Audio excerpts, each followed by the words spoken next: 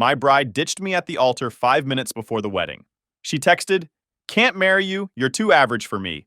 I'm too young to settle for this life." I announced her words to everyone and turned our $60,000 wedding into a dodged a bullet party. 2 days later, after her sugar daddy dumped her at a gas station, she begged for another chance. Hey everyone! Before we jump into today's video, I need your help. We've noticed the channel is losing some traction, and subscribing is one of the best ways you can support us. It's quick, free, and it helps us keep bringing you awesome content. Your support means the world. Let's keep this channel growing together. Thanks so much. Now let's start the video. Hey Reddit!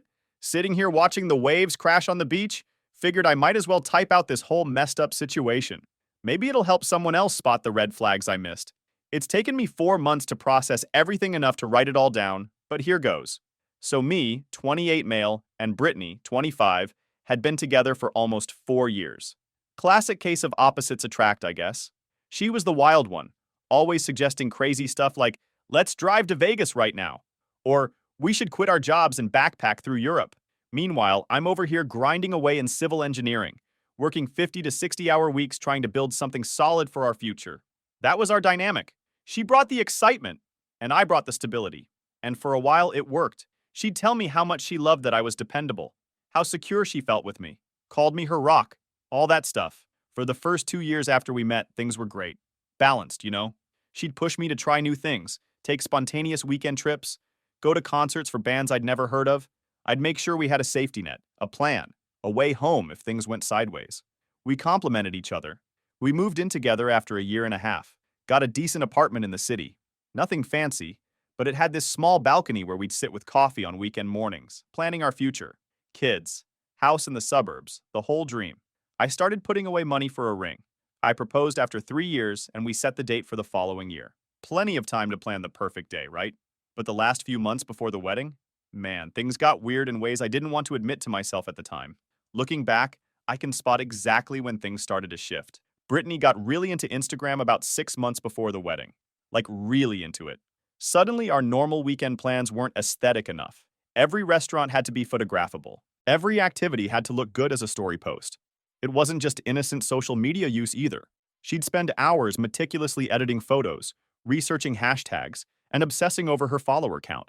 Our dinner conversations became monologues about her growing brand and how she was just a few viral posts away from being approached by sponsors.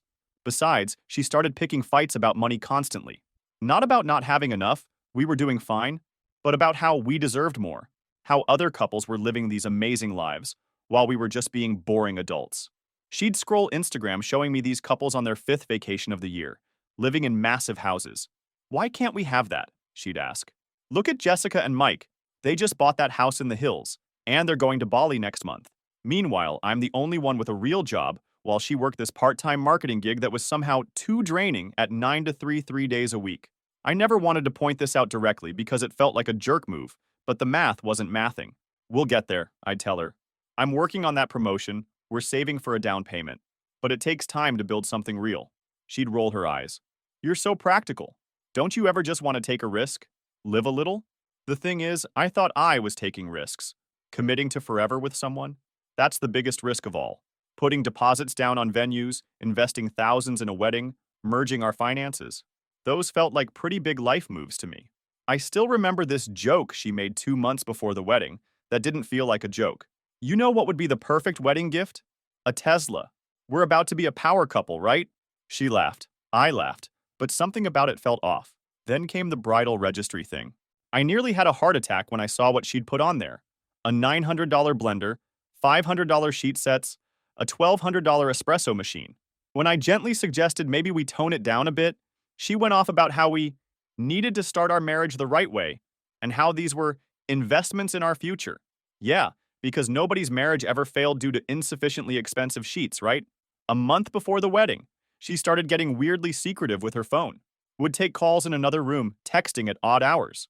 When I asked, she'd say it was wedding surprises or bridesmaid drama. There was this night, about 3 weeks before the wedding, when she came home late from what was supposed to be a final dress fitting. Her makeup was done differently than usual, and she seemed buzzy, energetic.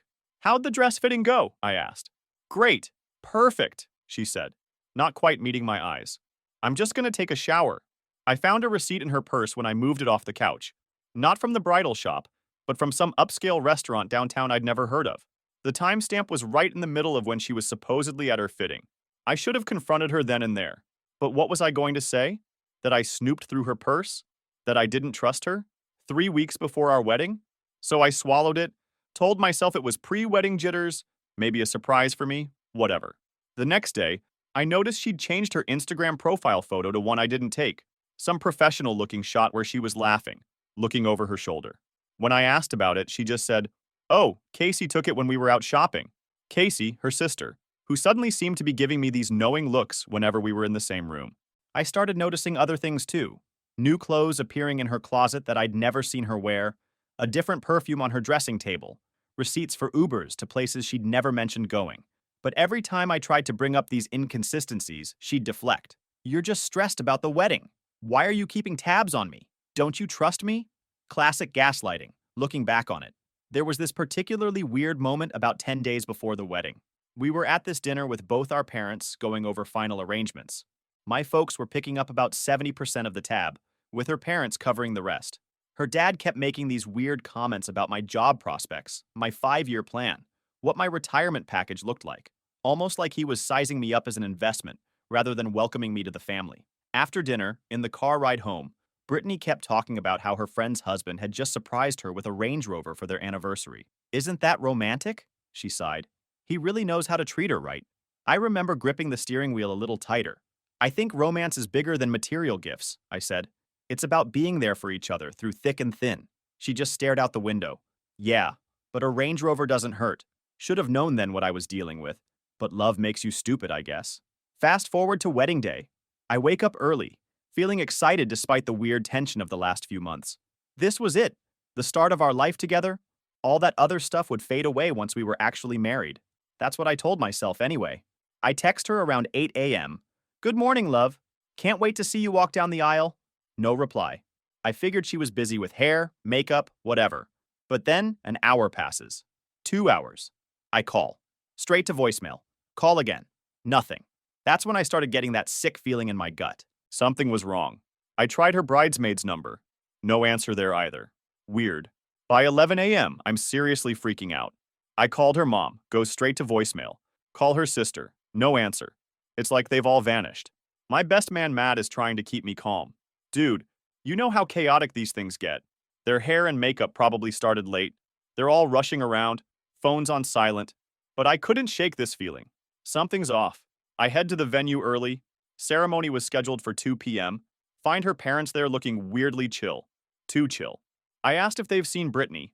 Her mom gives me this fake as anything smile and goes, "Oh, she's just overwhelmed. You know how brides get." But she won't make eye contact. Her dad barely looked at me, just muttered something about cold feet and walked away. That's when I noticed them whispering to each other. They keep checking their phones. Something was definitely up. I overheard her mom saying, "She hasn't texted back yet. What if she—" Before they notice me and suddenly stop talking, I walk outside, call her best friend. "Hey, have you heard from Brittany? I can't reach her." She sounded off. Not since last night. Have you checked with her parents?" The way she says it, she knows something. My chest tightened as I hung up and made a beeline for the bridal suite. If she was anywhere, it'd be there. I knocked. Nothing. Tried again, louder. "Brittany?" Still nothing. The door was locked. A staff member nearby said no one had gone in or out since morning. I stood there, hoping she'd appear. She didn't. I went back inside. The wedding coordinator was asking me timeline questions. The florist wants to know where to set things up. The photographers are arriving. And still no sign of my bride. By 1:30 p.m., guests are arriving. My family is all there, looking concerned. Brittany's extended family is trickling in, casting curious glances around. 1:45 p.m. My groomsmen are all suited up. The bridesmaids are nowhere to be seen. 1:50 p.m. I'm standing just off to the side of the altar area, my heart racing. The officiant keeps giving me these sympathetic looks. The string quartet is playing softly, but it sounds like static in my ears. That's when the real fight started inside me. What the hell should I do? Go looking for her? Do I stall the ceremony? Do I pretend nothing's wrong and hope she walks in like this is all some twisted bridal prank? Part of me wanted to believe it was nerves, that she was freaking out somewhere, but would come around. Another part, the louder part, kept flashing back to the weird looks, the late nights, the sudden silences. 5 minutes before the ceremony is supposed to start. Still no word.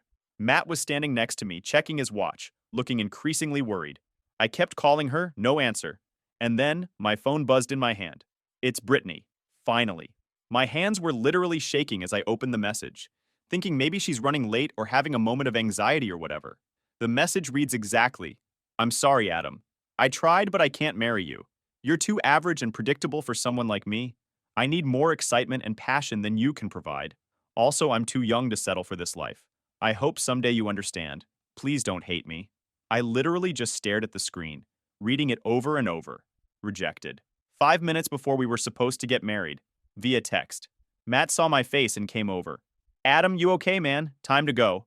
I just handed him my phone. His jaw dropped. No way. Something weird happened in that moment. It's like my brain just shifted. The hurt was there, massive, like a boulder in my gut. But on the surface, I went ice cold. I found the officiant, this kind older guy who was looking confused about the delay. Slight change of plans, I told him, my voice weirdly steady. Then I walked out alone to where we were supposed to stand together. All the guests started giving me these confused looks. The whispers started. I grabbed the mic, took a deep breath, and just went for it.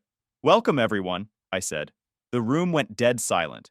There's been a development. About 5 minutes ago, I received a text message from Brittany.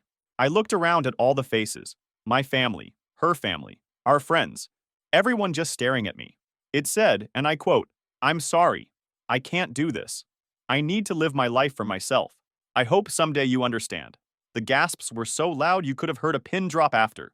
Someone from her side actually cried out. My mom looked like she was going to pass out. Matt looked at me dead in the eye and nodded. You owe it to yourself not to hide this, he whispered.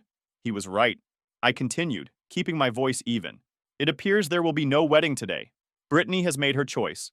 I let that sink in for a second. However, I said, raising my voice a bit, everything is paid for. The food is ready, and the band is here. So tonight isn't a wedding reception. It's a celebration of honesty, even when it's brutal, a celebration of dodging a bullet, and a celebration of support from friends and family. I raised my water glass. Didn't trust myself with anything stronger at that point. So please eat, enjoy yourselves. Let's have a party anyway. The next few hours were straight up surreal.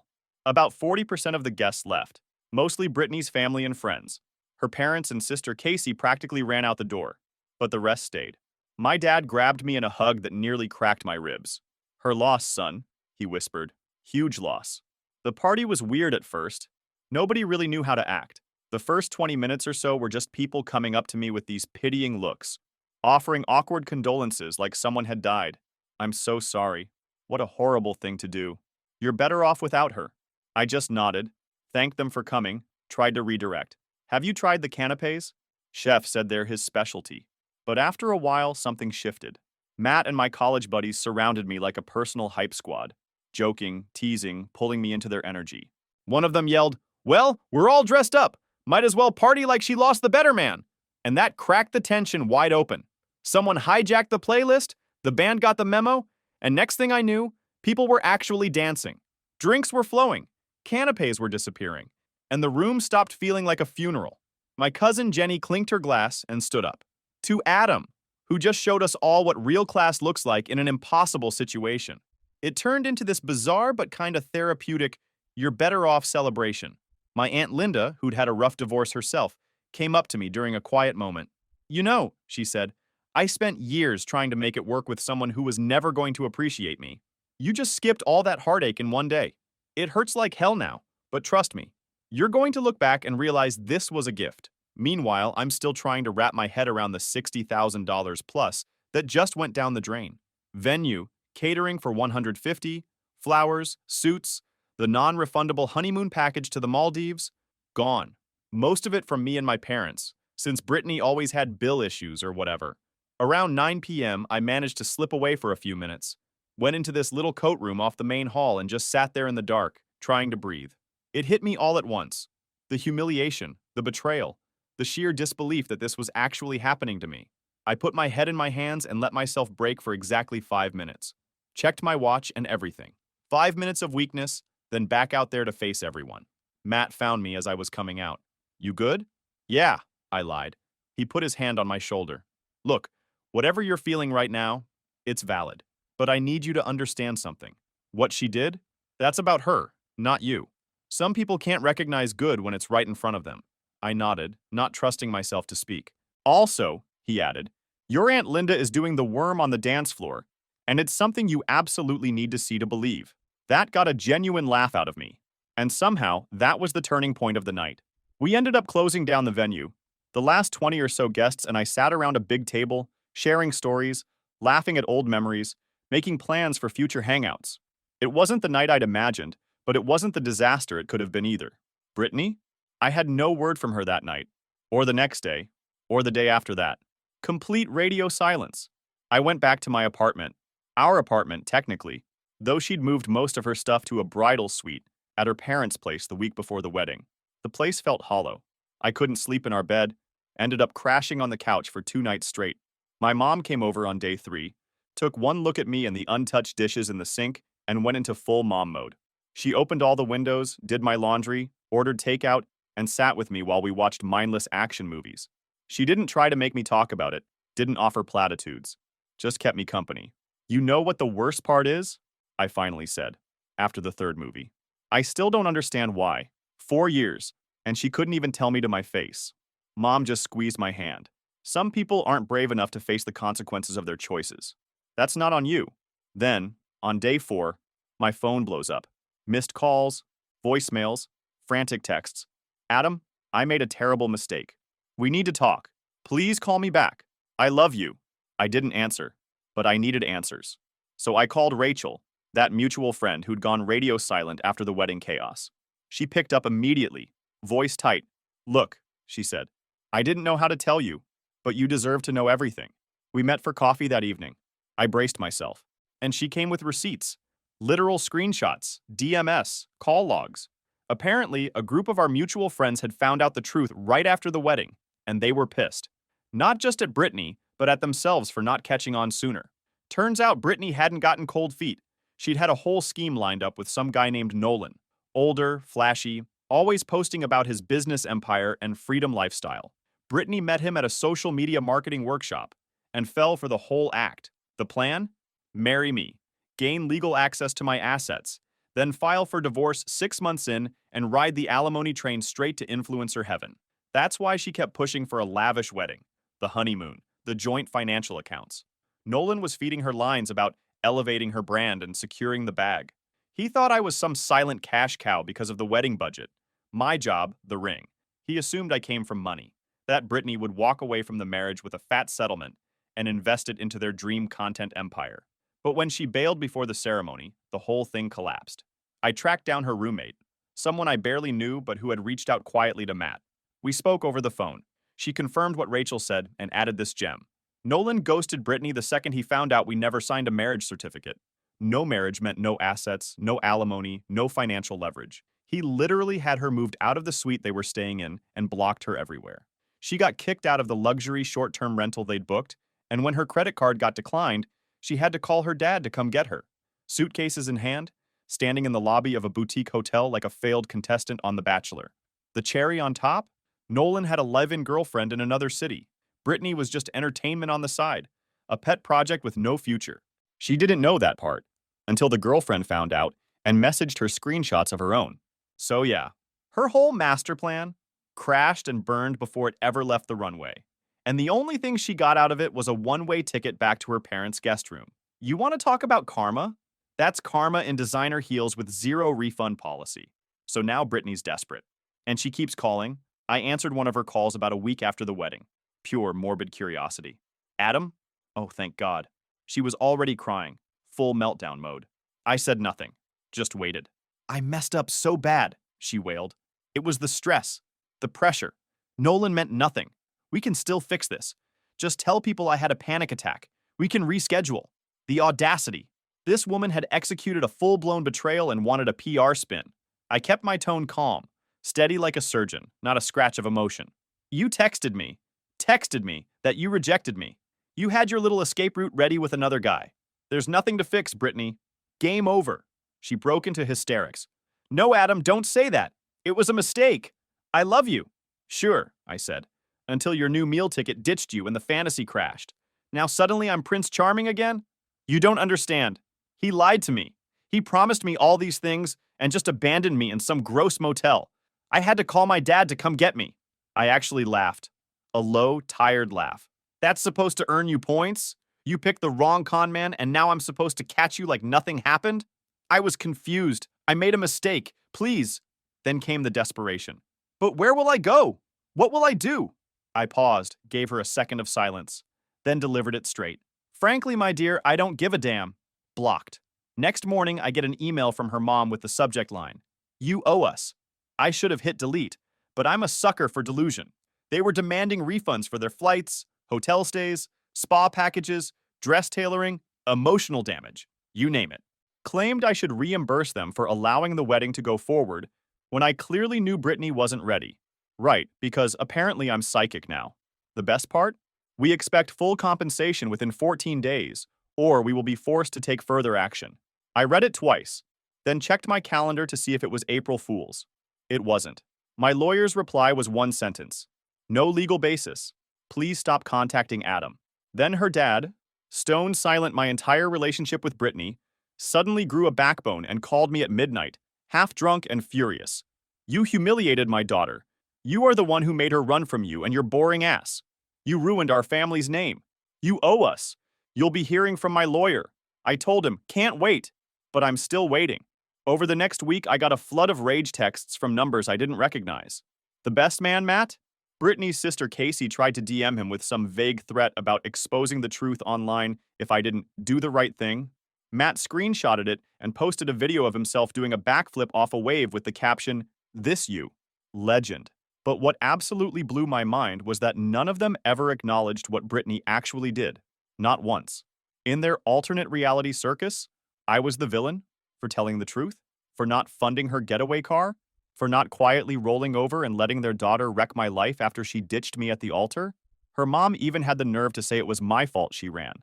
If you'd just been a little more generous, she said in one of her unhinged emails, maybe Brittany wouldn't have felt the need to look elsewhere. She was under a lot of pressure to live up to your standards. Right.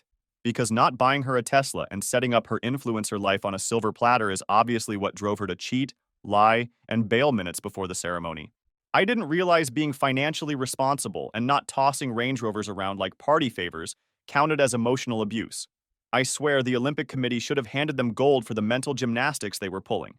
A couple of days later, and true to her word, the rumor mill was in full swing, obviously fueled by Brittany and Casey. I started hearing that I was the bad guy. Apparently, I was controlling, put too much pressure on her, and, my personal favorite, secretly called off the wedding myself but framed her. The text? Oh, that was taken out of context, or sent under duress. Some people actually bought this nonsense. Mostly her distant relatives and friends who weren't close enough to know better. A girl I barely knew from Brittany's extended circle actually messaged me. I always knew there was something off about you. No wonder she couldn't go through with it. I didn't bother responding. What was the point? Brittany started posting these vague, cryptic captions on Instagram about escaping toxic situations and finding her worth. Started using hashtags like #survivor and #mytruthmatters, as if she was the victim in all this. I didn't fight the rumors publicly, just calmly told anyone who asked directly. She texted me, "I can't marry you 5 minutes before the wedding to run off with another guy." That plan failed. These are the facts. Showed the text to a couple people who needed proof. Most people saw through her attempts to rewrite history. Meanwhile, Brittany's family kept up with their demands. Texts, emails, even a physical letter delivered to my apartment. They wanted compensation for everything. The wedding planning, emotional labor, her belongings, which I'd already shipped back, half the cash value of wedding gifts that were returned or donated. Casey even suggested I should pay for therapy for Brittany's trauma from the whole ordeal. The ordeal she caused. The entitlement was unreal. I consulted a lawyer just to cover my bases. He laughed at their demands, confirmed she had zero legal standing for anything, sent one formal email back. Adam considers the matter closed. Brittany unilaterally terminated the relationship and wedding plans. No funds or compensation are owed. Any further demands will be treated as harassment. Blocked all the new numbers and email addresses. And started thinking what I should do next. That $18,000 non-refundable Maldives honeymoon? Brittany had been obsessed with it. Picked the specific overwater bungalow, Talked about it constantly. For months leading up to the wedding, she'd been showing everyone the pictures. Look at that water! The private deck! The dolphins you can see from your room?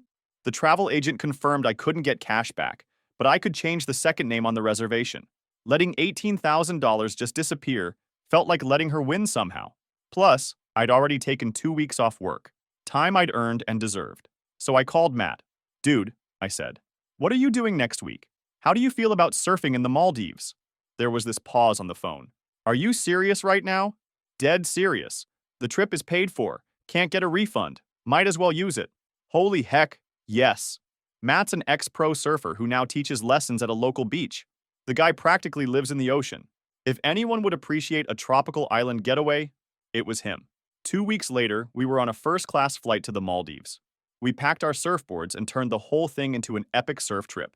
Stayed in that exact overwater bungalow Brittany had picked out, caught some incredible waves, ate amazing seafood, and just recovered. The resort staff must have known something was up. They'd been expecting a honeymooning couple and got two dudes with surfboards instead. But they were coolly professional. One of the waiters at the restaurant actually pulled me aside on the third night. Sir, if you don't mind me asking, this was meant to be a honeymoon, yes? I nodded. He leaned in. My wife left me 2 days before our wedding. For my cousin. He tapped his chest. It gets better. You're doing the right thing, coming here anyway. That conversation, random as it was, hit me harder than almost anything else. This total stranger on the other side of the world, telling me he understood. There was something healing about that. We spent our days surfing at dawn, when the water was glass smooth and the light was just starting to break over the horizon. There's something about the ocean that puts things in perspective. You're just this tiny speck on a board, and the water doesn't care about your problems. It just is. And you either ride it or you don't. Honestly, the trip was probably better than the actual honeymoon would have been. No drama, no complaints about me being on my phone checking work emails, no pressure to take the perfect Instagram photos. Just two dudes enjoying paradise, surfing at dawn, napping in hammocks, eating like kings. There was this moment, about 5 days in. We were sitting on the deck of the bungalow, watching the sunset, cold sodas in hand. Matt looked over at me and said, you know what's crazy? If she hadn't bailed, you'd be trapped in a marriage with someone who didn't really want you, and you'd never know how close you came to dodging that bullet. He was right. As painful as her exit was, at least it happened before we signed the legal paperwork. Before kids, before joint mortgages, before our lives were so entangled that separation would be even more catastrophic. The day before we left, I posted exactly one photo on my private Instagram. Just me and Matt, boards under our arms, grinning in front of that stunning blue water. Caption: New tides, better rides. Didn't tag anyone. Didn't mention weddings or rejection. But of course, a mutual friend screenshot it and sent it straight to Brittany. Word got back that she cried for hours when she saw it. Not tears of regret, tears of entitlement. How dare I enjoy the trip she was supposed to have? I'm not going to lie, hearing that gave me a sense of satisfaction. Not because I wanted her to suffer exactly, but because it confirmed something important. She wasn't sad about losing me. She was sad about losing the lifestyle she thought I'd provide. And that made me even more certain I'd dodged a nuclear missile. And yeah, it's been about 4 months now. The dust has settled. The demand stopped after my lawyer's email. The smear campaign fizzled out too. Turns out when your story is full of holes and the other person just sticks to the facts, people figure it out pretty quick. And I heard that after Nolan dumped her and she realized I wasn't taking her back, she stayed with Casey for a while. Apparently that was a disaster. Brittany expected Casey to support her emotionally and financially. Didn't look for work, complained constantly, treated the place like a hotel. Lasted about 2 months before Casey kicked her out. Even sisterly love has its limits. According to mutual friends, living with Brittany was a nightmare. She'd sleep until noon, leave dishes everywhere, and would spend hours on her phone scrolling Instagram and crying about how her life was supposed to be so different. She'd order expensive takeout on Casey's credit card without asking, borrow clothes without returning them, and have these explosive tantrums whenever Casey suggested she look for a job or maybe, contribute to the household in some way. Eventually, Brittany ended up moving back in with her parents, found some low-level admin job, but is constantly whining on social media about being broke and how unfair everything is, how life is conspiring against her, never once acknowledging that she's the architect of her own misfortune. Her latest Instagram is full of vague quotes about rising from the ashes, and sometimes the wrong choices bring us to the right places, and other nonsense that probably makes her feel better, but isn't fooling anyone who knows what really happened. The victim narrative is strong with that one. Zero accountability, zero remorse, just bitterness that her grand plan failed. As for me, I'm doing good. Really good, actually. The initial weeks were rough, not gonna lie. Felt like a chump, heartbroken, angry, but that dodged a bullet party, as weird as it was, set the tone. My friends and family had my back. Going on that honeymoon trip with Matt was the best decision. It was a clean break, a way to reclaim something positive from the wreckage. Financially? Yeah, I took a hit. That $60,000 plus for the wedding, and honeymoon is gone forever. But it's just money. What I gained back was my self-respect and freedom from someone who saw me as nothing but a wallet and stepping stone to the Instagram life she thought she deserved. I didn't lose anything that actually mattered. I lost someone who thought my hard work was just a path to someone else's fantasy. I lost a family who saw me as an ATM, not a person. I lost the burden of trying to build a future with someone who didn't respect what it takes to build anything real. Some of my buddies have tried to set me up on dates, but I'm not there yet, maybe in a few more months. Right now, I'm focused on rebuilding, on creating a life I'm proud of regardless of who shares it with me. To anyone reading this who's going through something similar, hang in there. The pain is real, but it doesn't last forever. And sometimes, what feels like rejection is actually protection. Trust me on that one.